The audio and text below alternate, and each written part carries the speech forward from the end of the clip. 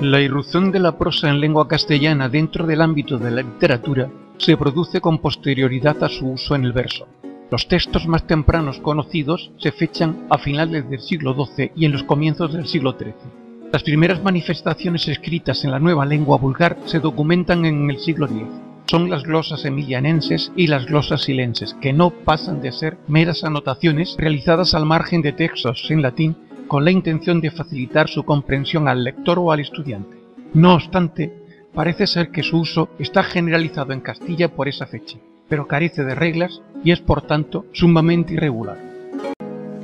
En 1214, Alfonso VIII crea la primera universidad española, el Centro de Estudios Generales de Valencia, y al año siguiente, Alfonso IX de León autoriza la Universidad de Salamanca. Su objeto es evitar que súbditos leoneses estrechen lazos con Castilla. En 1239, Fernando III fusiona ambas instituciones, dejando solo la Universidad de Salamanca. Su objetivo ahora es castellanizar al reino leonés. El mismo Rey Santo quiere dotar de leyes a la recién conquistada Córdoba y ordena su redacción en lengua vulgar, ya que la mayor parte de la población desconoce el latín. El Fuero Juzgo es la primera muestra de prosa legal en castellano, pero será bajo la protección de Alfonso X el Sabio cuando se establezca la obligación de utilizar el castellano en todos los documentos oficiales. En esta decisión hay que buscar las auténticas bases para el desarrollo de la prosa en los universos literario y científico.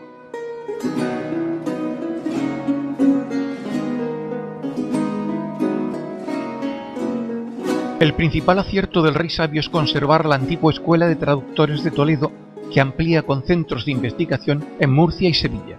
Aspira a convertir el castellano en lengua de cultura y recopilar todo el saber de su época. Por eso congrega y organiza equipos de sabios especialistas de distintas áreas de conocimiento y pertenecientes a las tres culturas que entonces conviven en España: cristianos, árabes y judíos. La labor realizada por la institución resultó determinante para la fijación del castellano.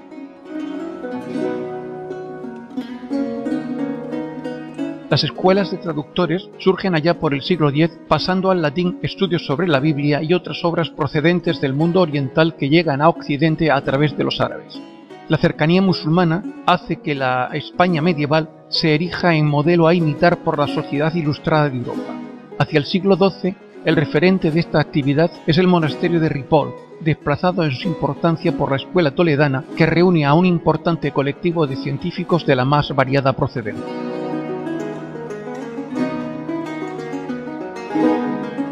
La Escuela de Traductores de Toledo da a conocer obras muy relevantes de Aristóteles, Ptolomeo, Galeno, Arquímedes, Averroes o Avicena, pero no existirán traducciones a la lengua castellana hasta el siglo XIII.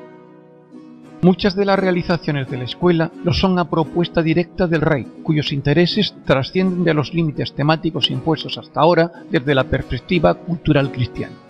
Los más antiguos textos originales en prosa romance se relacionan así con la ciencia, la historia y la didáctica. La historia es una obsesión de la época. El español medieval está orgulloso de su presente y de su pasado. Cada reino, comarca o villa tiene su propia crónica. Dos son los grandes proyectos historiográficos realizados bajo la protección de Alfonso X: la Crónica General y la Grande General Historia. La primera recorre todo el pasado ibérico hasta el reinado de Alfonso VIII de Castilla y conserva en prosa muchos cantares de gesta que de no ser por ella se hubiesen perdido. La Grande General Historia pretende recorrer lo acaecido en el mundo hasta época contemporánea, pero la muerte del rey detiene la obra en el siglo I a.C. La modernidad de ambos proyectos se plasma en una narración que entiende los hechos como obra directa de la actuación de los hombres al margen de cualquier intervención divina. Subrayan el concepto de patria y consideran a Castilla como la legítima sucesora del antiguo reino visigodo. La obra jurídica que promueve Alfonso X supone la renovación del panorama legislativo de los fueros peninsulares. Está constituida por el fuero real, espéculo y el código de las 7 partidas. En ellas se justifica y potencia el monopolio legislativo regio. Solo el rey y los alcaldes por él designados tienen potestad para administrar justicia.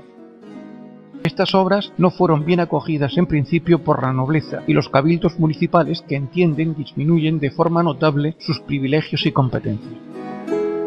La inquietud científica del rey se materializa en iniciativas como los libros del saber de astronomía y el lapidario. Los primeros nacen de la afición del monarca por la astronomía, a la que tanta influencia otorga la época en los comportamientos humanos. Llaman la atención sobre las maravillas creadas por Dios y contienen conocimientos de astronomía, astrología y técnica adivinatoria. Describen, además, aparatos de medición como relojes o astrolabios. Son de destacar las tablas astronómicas o tablas alfonsíes, que distinguen las constelaciones siguiendo el orden establecido por Ptolomeo y serán muy utilizadas por los navegantes europeos de los siglos XV y XVI. El lapidario es un conjunto de 4 libros que describen alrededor de 500 metales y piedras que se asocian a los signos del zodiaco. Preocupado por mejorar la existencia de sus súbditos en particular, Alfonso X, que entiende que los juegos constituyen un descanso para las cuitas y trabajos de la vida, difunde y enseña las reglas de algunos de ellos para ocupar adecuadamente los tiempos de ocio. El más interesante es el libro del ajedrez Dados y Tablas, el último libro publicado por su taller. Comienza clasificando los juegos en 2 categorías: los que requieren esfuerzo físico, como la equitación a la pelota, y lo de carácter sedentario, entre los que se encuentran los que ocupan este libro. La obra consta de 200 folios y unas 150 miniaturas. Trata con especial esmero el juego del ajedrez, al cual confiere el rango de juego de reyes y gente noble e inteligente.